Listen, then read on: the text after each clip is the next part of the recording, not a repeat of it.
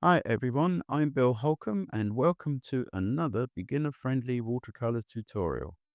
Today I have one for all you cat lovers out there. If you are a Facebook subscriber, you can download the sketch in the subscribers group, and today I will be using my favorite 9-piece brush set from Fuumuui. If you would like to give them a try, you can use the discount code on the screen. Let's get started. On this occasion, I've chosen to paint in the cat first. Basically, your dark color, black, close to black, and paint around the eye, but then the rest of it paint within those pencil lines. This is basically an underpainting, the first coat. We're just going to do that and then come back much later at the end of the painting for the detail on the cat. Just lift in a little bit of light there at the top of the towel to remind me for later. But that's as far as we're going to go at this stage for the cat. Now we do have this open shutter at the window showing the clear sky. And so I'm laying down some clear water. Started with a fairly large brush and then dropped to a smaller one so I can come up to various pencil lines without going over. And then I've chosen like a turquoise blue, so very passively, nothing too strong, because you will see we do have a lot of strength of color in the wall, in the shutter, etc., and the frame. Then whilst it's wet, you can add some of the darker mixture, starting at the top and letting it run down. And as you know, my painting surface is at a slight angle, sloping from top to bottom, about 10-15 degrees, block of wood at the top of my board. But once again, although I dropped in that dark at the top and it's lighter at the bottom, once it's dried off with the hairdryer, you see it's still very light as skies go. This is a Boahong paper, 9x6, and it's 140-pound rough texture, cotton and acid free. Some people say to me, "Hey Bill, you use a lot of Arches paper, but we can't all afford Arches." So I have been varying it. I've been using some of the Boahong, and I've used Fabriano Artistico, etc. But it's important that they're cotton papers, ideally acid-free. They are sized to control the absorbency of the pigment into the paper. Otherwise, you're not really giving yourself much of a chance to achieve an effective painting and to be able to employ these various techniques.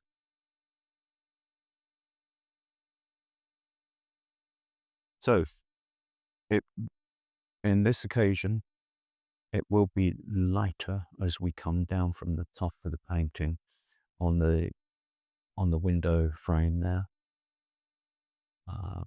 So you can especially see that above the flower pot. But we'll come on to that later. Parts of that will be strengthened and it will be more obvious. Now, your choice of colors for the window frame and the shutter. It would be interesting to see what variations we get, and please do post examples for us of the paintings that you've achieved through these tutorials. We do like to see them and see what variations some of you may have chosen to do. But it's important that you're learning the various techniques that you can then apply to your paintings. That's the whole purpose of these tutorials. Apart from the fact that you'll have the satisfaction of having a finished, effective painting. And as you know, with my style, it's representational, it's realistic. You know what it is, you don't have to guess. But it does have a heavy dose of impressionism. I'm not aiming for a photographic finish. Um, whilst that window shutter is wet, you'll drop in some darker color at the top and just bring it down a little way, little streaks and so forth. Because it's a weather-beaten situation, old building, etc. As you'll see from the wall surface area, which we'll be painting soon. It's got lots of cracks and it shows variation in color where over the years certain paint has been used and then cracked off, revealing other colors underneath, etc. So it's a very interesting and varied painting, which is much better, more pleasing to the viewer's eye. As you know, as artists, we like to paint old, crumbling down things rather than spanking new building, with not much character. This is much more interesting. For the paneling on the window shutter, you've got these various vertical lines, but you've also got some horizontals. And make sure that at the eye level, which is where the cat is, it's quite flat. But then as it goes up, you see the slope where it goes up to the right, from the left to the right, and then at the very top goes up even more, just as it does at the top of the frame. Make sure you pay attention to that so that it's as convincing as possible with respect to your perspective. Because as I say, your eye level is at the head of the cat. So use a flat brush for the surface of the wall there. It allows you to achieve interesting shapes and purposefully leave white of the paper here and there, where it's distressed and cracked off and so forth.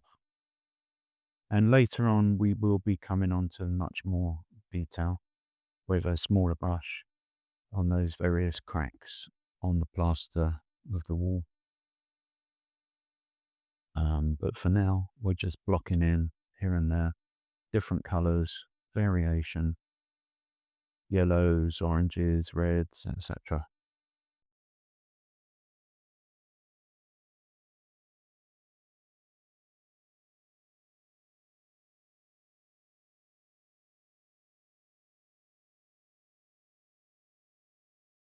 So having dried that off, we can switch to our number one brush in the set of 9 Fuumuui brushes and put in some detail, various cracks in the plaster, and use the scraping technique as well, where we have more pigment, not so much water on the brush, and then scrape on. And have tissue to hand so you can dab and rub here and there and to get what you're aiming for. Now we do have the pot on the windowsill there. I've got clear water on the right hand side of the pot, and then we lay down the color, let it fuse in to the water area, clear water, and then while still wet, drop in even darker color on the left hand side and let it fuse across.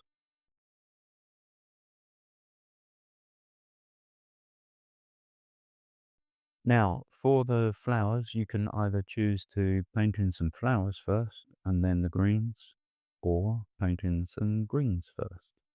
So I'm doing some greens and I'm leaving gaps here and there. So negative painting here and there where I'm leaving the white of the paper, which will become flowers. Then your choice, so got a red, deep red color. You could, of course, choose a couple colors, red and yellow, something like that.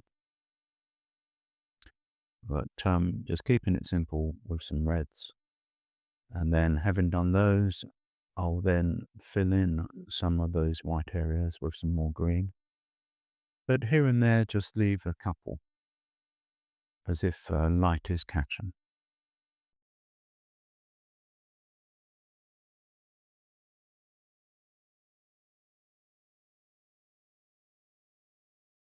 Okay, that's coming together quite nice. Um, we only have a couple of minutes to go. So just strengthening up here and there, thinking of values, tone being color, values being the variation between light and dark, and deciding upon any little details that I might need to add,